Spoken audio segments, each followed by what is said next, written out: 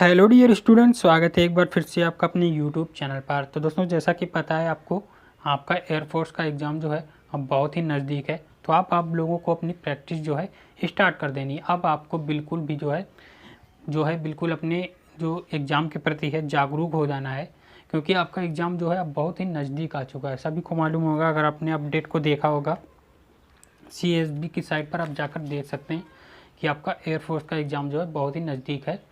तो आप लोग जो है प्रैक्टिस सीरीज स्टार्ट कर दीजिए। जो हमारे चैनल पर आप जानते होंगे, एयरफोर्स एक्स ग्रुप के लिए फिजिक्स और एयरफोर्स वाई ग्रुप के लिए जीके और रीजनिंग की प्रैक्टिस सीरीज चल रही हैं। तो आप लोग एक एक सीरीज को ज्वाइन कीजिए। तो आज जो है दोस्तों, एयरफोर्स एक्स ग्रुप वालों के लिए फिजिक्स की टेस्ट सीरीज को लाया गया है। तो इसमें 10 क्वेश्चन हैं। तो आज की सीरीज बहुत इंपॉर्टेंट होने वाली है, क्योंकि इसमें जो है सभी आपके प्रीवियस ईयर के क्वेश्चन हैं। तो वीडियो के लास्ट में ज़रूर बताएं कि आप कितने क्वेश्चंस को क्लियर कर रहे हैं। इससे आप अपना रिस्पांस जान सकेंगे और हम भी जान सकेंगे कि आप जो है कितने क्वेश्चंस को क्लियर कर पा रहे हैं। उसी प्रकार आपकी प्रैक्टिस सीरीज जो है और ज़्यादा तेज़ कर दी जाएगी। तो वीडियो को कर लीजिए लाइक। यदि आप हमारे चैनल पर पहली बार विजिट कर रहे हैं तो चैनल को सब्सक्राइब भी कर लें, साथ ही साथ बेल आइकन को भी प्रेस कर लें। तो पहला क्वेश्चन दे रहा है, किसी सरल लोलक को चंद्रमा पर ले जाया जाता है तो उसका आवर्तकाल, यानी कि किसी जो सरल लोलक है, एक सिंपल पेंडुलम है, उसको जो है जब चंद्रमा पर ले जाया जाता है तो आवर्तकाल क्या, अगर आवर्तकाल जो है टाइम पीरियड, उस पर क्या प्रभाव पड़ेगा। तो क्वेश्चन बहुत ही ईजी है। अगर आपने पढ़ा होगा तो काफ़ी आसानी से कर पाएंगे, अगर आपको कॉन्सेप्ट क्लियर होगा। तो दोस्तों बता दें इस क्वेश्चन को आप कैसे करेंगे। तो आप फार्मूला जानते हैं कि टी बराबर होता है 2 pi full under root L upon G, यानी कि जो टाइम पीरियड होता है दोस्तों वो इन्वर्सली प्रोपोर्शनल होता है अंडर रूट जी के, यानी कि गुरुत्वीय त्वरण के इन्वर्सली प्रोपोर्शनल होता है टाइम पीरियड। तो यहाँ पर दोस्तों कह रहा है, जब आपका दोस्तों बता रहा है कि चंद्रमा पर ले जाए थे, जो आपको पता होगा जब किसी जो है सिंपल पेंडुलम यानी कि सरल लोलक को पृथ्वी से चंद्रमा पर ले जाया जाएगा तो उसका गुरुत्वीय त्वरण जो होगा दोस्तों वो घट जाएगा। तो यहाँ से आपका जब गुरुत्वीय त्वरण जी यहाँ से घटेगा तो आप समझ सकते हैं कि आपका टाइम पीरियड जो आवर्तकाल हो जाएगा वो बढ़ जाएगा। तो यहाँ पर आपका कौन सा ऑप्शन हो जाएगा, ऑप्शन फर्स्ट हो जाएगा, बढ़ता है। यानी कि जब चंद्रमा पर ले जाया जाएगा तो सिंपल पेंडुलम का जो आवर्तकाल यानी कि टाइम पीरियड होता है वो हमेशा इंक्रीज करता है, यानी कि बढ़ता है। तो यहाँ आपका ऑप्शन फर्स्ट करेक्ट हो जाएगा। तो देखते हैं नेक्स्ट क्वेश्चन को दोस्तों। नेक्स्ट क्वेश्चन में कह रहा है, यदि कोई व्यक्ति किसी 100 ग्राम यानी कि 100 ग्राम की वस्तु को सिर पर रखकर लंबवत ऊपर की ओर ले जाता है तो बल लगाना होगा। तो बहुत ईजी क्वेश्चन है, बहुत इंपॉर्टेंट भी है, आपके एग्जाम में पूछा गया था नेक्स्ट ईयर ही। तो क्वेश्चन काफ़ी ईजी है, काफ़ी आसानी से कर पाएंगे आप इसको। तो दोस्तों कह रहा है एक व्यक्ति जो है जो 100 ग्राम की वस्तु को सिर पर रखकर लंबवत ऊपर की ओर ले जा रहा है। तो आप समझ सकते हैं लंबवत ऊपर की ओर ले जा रहा है, यानी कि उसको क्रिया प्रतिक्रिया का बल लगेगा उस पर, जब अपनी प्रतिक्रिया के विरुद्ध जो है अपनी जिस पर उस पर जो है बल लग रहा है और लंबवत ऊपर की ओर वस्तु को ले जा रहा है तो प्रतिक्रिया बल लगेगा, क्रिया प्रतिक्रिया का बल लगेगा। तो आप जानते होंगे, तो F बराबर जो हो जाएगा क्रिया प्रतिक्रिया नियम से F बराबर जो हो जाएगा F बराबर R हो जाएगा। तो R बराबर होता है दोस्तों M इंटू जी। तो यहाँ पर आपका फार्मूला लग जाएगा F बराबर mg। तो M आपको दिया है कितना, मास दिया है 100 ग्राम। 100 ग्राम, तो 100 ग्राम को जब किलोग्राम में चेंज करेंगे तो 100/1000 कर देंगे, इंटू जी आपका गुरुत्वीय त्वरण आप रख लेंगे 10 दोस्तों। तो यहाँ से काटेंगे तो आपका आ जाएगा 1, कितना आ जाएगा 1 न्यूटन। कौन सा ऑप्शन है, ऑप्शन है आपका पहला ही 1 न्यूटन। तो यहाँ पर आपका आ जाएगा 1 न्यूटन का फोर्स लगेगा। तो नेक्स्ट क्वेश्चन को देखते हैं। सभी आपके इंपॉर्टेंट क्वेश्चन है, आपके एग्जाम में प्रीवियस ईयर पूछे हुए क्वेश्चन है। तो एक एक क्वेश्चन को क्लियर करें। तो नेक्स्ट क्वेश्चन में कह रहा है 10 ग्राम पानी को 420 यानी कि 420 कैलोरी ऊष्मा देने पर ताप में वृद्धि होगी। तो आपको अगर फार्मूला पता होगा तो आप क्वेश्चन को काफ़ी आसानी से कर पाएंगे। तो फार्मूला होता है दोस्तों Q बराबर एम एस डेल्टा थीटा। यहाँ पर एम आपका मास है, एस आपका स्पेसिफिक हीट यानी कि विशिष्ट ऊष्मा है, और डेल्टा हीट थीटा जो है ताप में परिवर्तन है। तो आपको यहाँ से ताप में वृद्धि निकालनी है यानी कि डेल्टा थीटा निकालना है। तो डेल्टा थीटा बराबर हो जाएगा दोस्तों Q upon M into S. तो क्यू आपको कितना दिया है 420 कैलोरी, अपान हो जाएगा दोस्तों एम कितना दिया है 10 ग्राम इंटू एस यानी कि स्पेसिफिक हीट। पानी की विशिष्ट ऊष्मा होती है दोस्तों 1, तो 0 से 0 कटेगा तो आपका आ जाएगा डेल्टा थीटा बराबर आ जाएगा 42 डिग्री सेंटीग्रेड। तो कौन सा ऑप्शन दिख रहा है आपको 42 डिग्री सेंटीग्रेड यानी कि 42 degree centigrade, option first correct हो जाएगा। तो बहुत ही इम्पोर्टेंट और इजी क्वेश्चन है, ये आपका प्रीवियस ईयर पूछा हुआ क्वेश्चन है। अगर आपको फार्मूला पता होगा तो इस क्वेश्चन को आप काफ़ी आसानी से कर पाएंगे। तो देखते हैं नेक्स्ट क्वेश्चन दोस्तों। नेक्स्ट क्वेश्चन में कह रहा है वायुयान के टायरों में गैस भरी जाती है, यानी कि जो वायुयान होते हैं उनके टायरों में कौन सी गैस भरी जाती है। तो ये क्वेश्चन तो सभी को मालूम होना चाहिए, क्योंकि ये क्वेश्चन आपके कक्षा 5 यानी कि क्लास जो 5 है उसी से आपको ये पढ़ाया जाता है। 5, 6 लगभग सभी में आपको ये जो है क्वेश्चन देखने को मिलेगा। तो इस क्वेश्चन का आंसर सभी को मालूम होना चाहिए। वायुयान के जो टायरों में गैस भरी होती है दोस्तों वो कौन सी होती है, वो होती है आपकी हीलियम गैस, यानी कि ऑप्शन फर्स्ट करेक्ट हो जाएगा। वायुयान के टायरों में गैस भरी होती है हीलियम गैस, क्योंकि ये सबसे हल्की गैस होती है। तो यहाँ आपका फर्स्ट आंसर करेक्ट हो जाएगा। नेक्स्ट क्वेश्चन देखते हैं दोस्तों। नेक्स्ट क्वेश्चन जो है दोस्तों बहुत इंपॉर्टेंट क्वेश्चन है। कह रहा एफ बराबर AT प्लस BT स्क्वायर। तो ए की बीमा, अगर आपने एयरफोर्स का एग्ज़ाम दिया होगा प्रीवियस ईयर वाला 2018 वाला, तो सभी को मालूम होगा इस प्रकार का आपका एक क्वेश्चन आया था। इस प्रकार के क्वेश्चन आपके एग्ज़ाम में ज़रूर आ जाते हैं। आपका जो है आदर्श समीकरण से आपको दिया होता है एक फार्मूला, उसमें से पूछ दिया जाता है कि ए और बी की बीमा क्या होंगी। तो यहाँ सिर्फ आपसे ए की बीमा पूछी गई है। तो इस क्वेश्चन को आप कैसे करेंगे मैं आपको बताऊंगा कि इस क्वेश्चन को आप कैसे करेंगे। क्वेश्चन तो इजी है, अगर आपको पता होगा तो काफ़ी आसानी से कर पाएंगे। तो दोस्तों आप जानते होंगे दो समान राशियों को जोड़ा या घटाया जा सकता है, यानी कि अगर राशियाँ समान होगी तभी उनको जोड़ा या घटाया जाएगा। कहने का मतलब ये है AT प्लस BT स्क्वायर जो दिया है, यानी कि AT जो है और BT स्क्वायर जो है ये दोनों राशियाँ समान है तभी इनको जोड़ा या घटाया जा सकता है। तो इनको जोड़ा गया तो ये राशियाँ मतलब है परस्पर में समान होंगी। तो दिया है F बराबर AT प्लस BT स्क्वायर, यानी कि F बराबर AT प्लस BT स्क्वायर दिया है। तो जो F की बीमा होगी दोस्तों वही होगी AT की बीमा, कि दोनों परस्पर राशियों को जोड़ा या घटाया जा सकता है। उसी प्रकार F बराबर दिया तो F बराबर AT की बीमा हो जाएगी, यानी कि जो F की बीमा होगी वही AT की होगी और जो F की बीमा होगी वही BT स्क्वायर की होगी। तो यहाँ से आपको A की बीमा पूछ रहा है तो आपको कुछ नहीं करना, F की बीमा आप जानते हैं MLT-2 फोर्स की बीमा, और दिया F बराबर AT यानी कि T की बीमा जो है आप पता होगा T की बीमा होती है T, तो ये T आपका नीचे आ जाएगा, जब T ऊपर जाएगा तो आपका बचेगा MLT-3। MLT-3 तो कौन सा ऑप्शन है, ऑप्शन सेकंड है MLT-3। तो यही आंसर आपका करेक्ट हो जाएगा MLT-3। तो आप इस क्वेश्चन को शायद समझ चुके होंगे।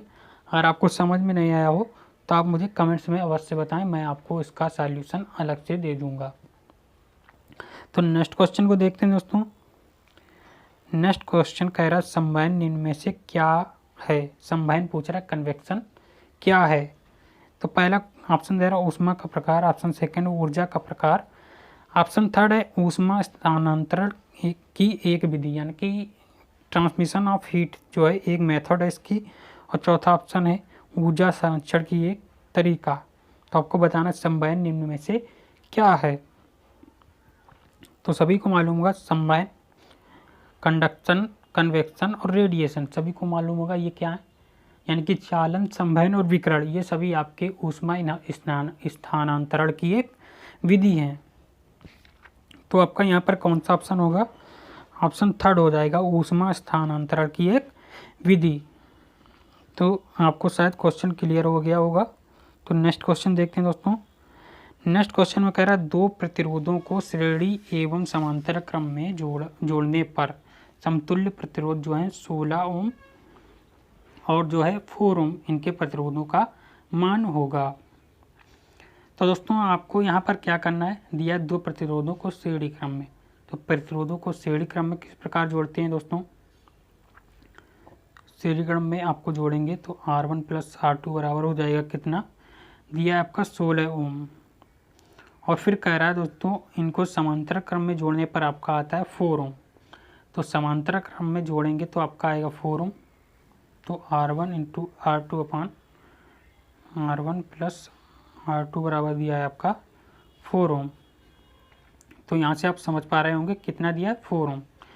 तो यहाँ से R1 R2 अपान आएगा कितना, R1 प्लस R2 निकला है आपका दिया है 16 ओम बराबर 4। तो R1 इंटू R2 बराबर हो जाएगा, R1 इंटू R2 बराबर हो जाएगा कितना, 16 चक्कू 64। तो R1 इंटू R2 बराबर है 64, कितना आएगा 44। तो यहाँ से आपका R1 इंटू R2 है 64। तो अब आपको क्या करना है, आपको फार्मूला लगाना है।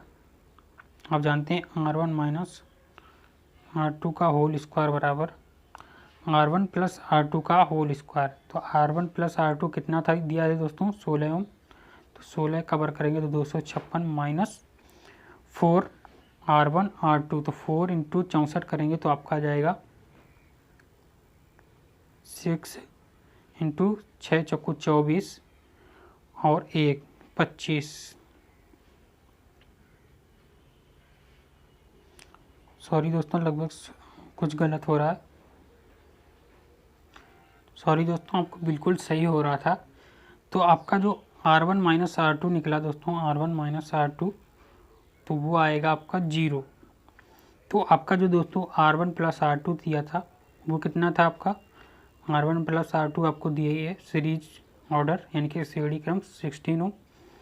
तो यहाँ से आप जब इसको घटाएंगे यानी कि माइनस करेंगे तो ये दोनों आप कट जाएंगे और 2R1 निकलेगा। 2R1 निकलेगा कितना 16 यानी कि 16 है। तो R1 बराबर हो जाएगा 8। तो यहाँ से जब R1 बराबर 8 रखेंगे दोस्तों तो R1 प्लस R2 दिए ही आपको कितना 16।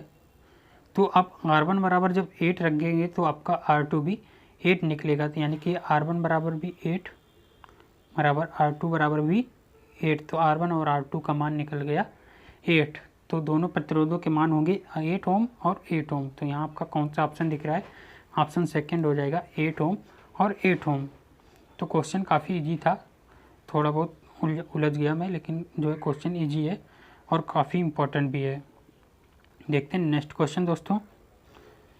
नेक्स्ट क्वेश्चन में कह रहा है नेत्र लेंस के पदार्थ का अपवर्तनांक लगभग होता है। तो ये क्वेश्चन आपका मेमोरी बेस्ड क्वेश्चन है, इसको आपको डायरेक्टली जो है लर्न कर लेना है। तो नेत्र लेंस के जो पदार्थ का अपवर्तनांक होता है दोस्तों वो होता है 1.396 यानी कि ऑप्शन सेकेंड 1.396, यही आपका करेक्ट आंसर है। नेत्र लेंस के जो पदार्थ का अपवर्तनांक होता है ये मानव नेत्र में आपको पढ़ने को मिलेगा। तो नेत्र लेंस के जो पदार्थ का अपवर्तनांक होता है वो होता है 1.396 यानी कि answer second will be correct. Next question को देखते हैं दोस्तों।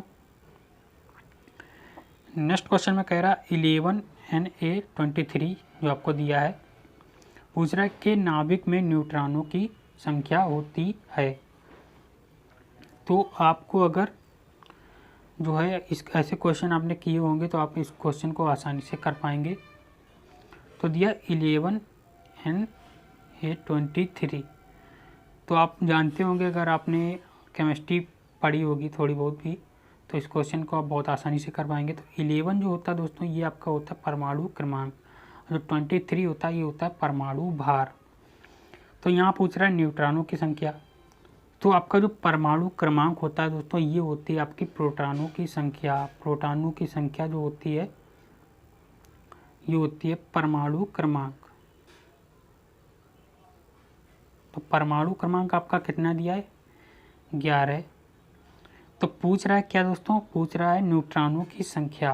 तो न्यूट्रॉनों की संख्या जो दोस्तों होती है, न्यूट्रॉनों की संख्या होती है,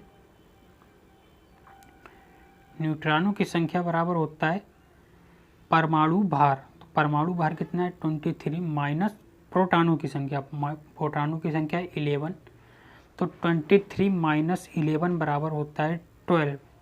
तो कौन सा ऑप्शन है, ऑप्शन जो है सेकंड ऑप्शन है 12। तो आपको कुछ नहीं करना है, न्यूट्रॉनों की संख्या पूछ दिया जाए तो परमाणु भार माइनस प्रोटॉनों की संख्या, प्रोटॉनों की संख्या किसके बराबर होती है, परमाणु क्रमांक के बराबर। तो परमाणु क्रमांक कितना 11, तो न्यूट्रॉनों की संख्या हो जाएगी 23 माइनस 11 यानी कि 12। तो ऑप्शन सेकंड यहाँ पर करेक्ट हो जाएगा। तो समझ में आया होगा आपको। नेक्स्ट क्वेश्चन देखते हैं, ताप वृद्धि से चालक का प्रतिरोध। तो ये भी बहुत ईजी क्वेश्चन है और आपके एग्जाम में रिपीटेड क्वेश्चन है, कई बार एग्जाम में पूछा भी गया है। तो बता दें दोस्तों, आपका जो प्रतिरोध होता है ताप के व्युत्क्रमानुपाती होते हैं, यानी कि आपका प्रतिरोध बढ़ेगा तो ताप आपका कम हो जाएगा।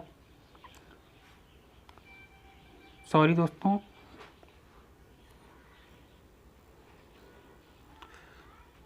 यहाँ पर आपका कुछ गड़बड़ हो, सॉरी दोस्तों क्वेश्चन गलत हो गया था। ताप प्रवृत्ति से चालक का पूछ रहा है प्रतिरोध जो है, तो आपके पास चार ऑप्शन, ऑप्शन फर्स्ट है बढ़ता है, ऑप्शन सेकंड है घटता है यानी कि डिक्रीज होता है, ऑप्शन थर्ड है अपरिवर्तित होता है, ऑप्शन फोर है इनमें से कोई नहीं। तो ताप प्रवृत्ति से जो है प्रतिरोध पर पूछ रहा है क्या असर पड़ता है। मैं क्वेश्चन को समझ नहीं पाया, तो कह रहा है ताप प्रवृत्ति से चालक का प्रतिरोध जो है क्या असर पड़ता है। तो दोस्तों आपको बता दें, जब आपका ताप बढ़ता है तो चालक का जो प्रतिरोध है वो भी इंक्रीज होने लगता है, यानी कि दोनों डायरेक्टली प्रोपोर्शनल होते हैं, दोनों एक दूसरे के अनुक्रमानुपाती होते हैं। यानी कि जब आपका ताप बढ़ेगा तो आपका प्रतिरोध भी बढ़ जाएगा और ताप कम करने से आपका प्रतिरोध भी कम हो जाएगा। तो यानी कि ताप बढ़ने से आपका जो प्रतिरोध है वो भी बढ़ जाता है। तो पूछ रहा है ताप वृद्धि से चालक का प्रतिरोध, तो ऑप्शन फर्स्ट करेक्ट हो जाएगा, बढ़ता है। तो फ्रेंड्स आई होप कि आपको हमारा वीडियो पसंद आया होगा, तो वीडियो को ज़्यादा से ज़्यादा लाइक करें। यदि आप हमारे चैनल पर पहली बार विजिट करें तो चैनल को सब्सक्राइब भी कर लें।